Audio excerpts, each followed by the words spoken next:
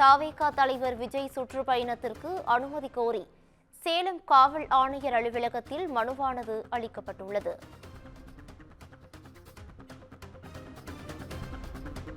முக்கிய செய்தியாக பார்த்து வருகிறோம். இது குறித்தான கூடுதல் விவரங்களை வழங்குவதற்காக எமது செய்தியாளர் சிவகுமார் இணைப்பில் இணைகிறார். சிவகுமார், வணக்கம். இது குறித்தான முழு விவரங்களை பதிவு பண்ணலாம். தமிழக வெற்றி கழகம் தரப்புல கடந்த ஆண்டு செப்டம்பர் மாதம் தாங்கள் கட்சி ஒன்று துவங்குறதா அறிவிச்சு அதன் அடிப்படையில் விக்கிரவாண்டியில் இருக்கிற வீப்புதூர் சாலையில வச்சு முதல் மாநாடு நடைபெற்றது. இரண்டாவதாக மதுரையில் ஒரு மாநாடு நடைபெற்றது. அதாவது தமிழக வெற்றி கழகம் தரப்புல தமிழகம் முழுவதும் உள்ள அந்த மாநிலங்கள், அதாவது அந்தந்த மாவட்டங்கள்ல இருந்து கலந்துகிட்டு இருந்தாங்க.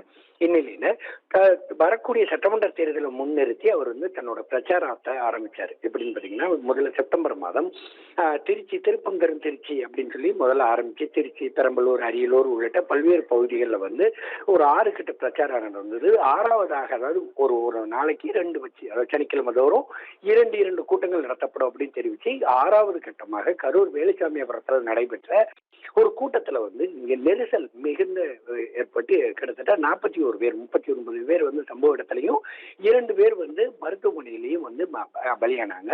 இதனை அடுத்து கிட்டத்தட்ட ஒரு 2 மாத காலமாக தமிழக வெற்றி கழகம் தரப்புல எந்த விதமான ஒரு பிரச்சாரத்திலே அவங்க ஈடுபடாத ஒரு சூழ்நிலையில தற்போது சேலத்துல பரப்புரை செய்ய அனுமதி கேட்டு தற்போது மாவட்ட காவல் ஆணையாளர்கிட்ட விண்ணப்பிச்சிருக்கிறாங்க. எப்படின்னு பாத்தீங்கன்னா, தங்களுக்கு வேலுசாமிபுரம் மாதிரி ஒரு இடமாக இல்லாம ஒரு நல்ல இடமா கொடுக்கணும் அப்படின்னு சொல்லி அப்ப தற்போது அவங்க மனு அளிச்சிருக்கிறாங்க.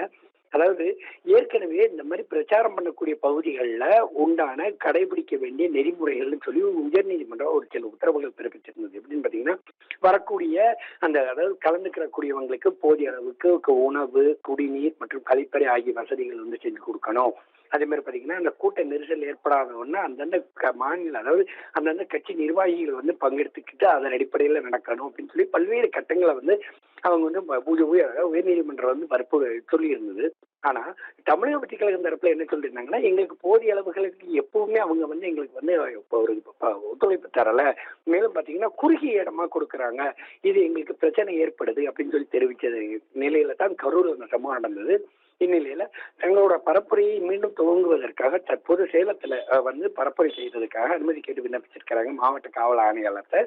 அதாவது இதுல என்னென்ன கடைபிடிக்கப்படும் அப்படிங்கிற மாதிரி எழுதி கொடுத்திருக்கிறாங்க. என்னன்னு பாத்தீங்கன்னா, சுமார் 20,000 - 30,000 பேர் வரை கலந்துப்பாங்க.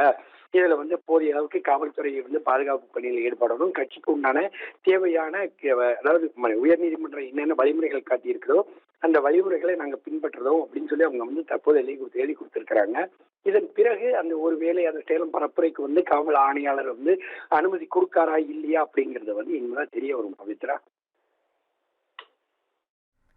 கூடுதல் விவரங்களுக்கு நன்றி சிவகுமார்.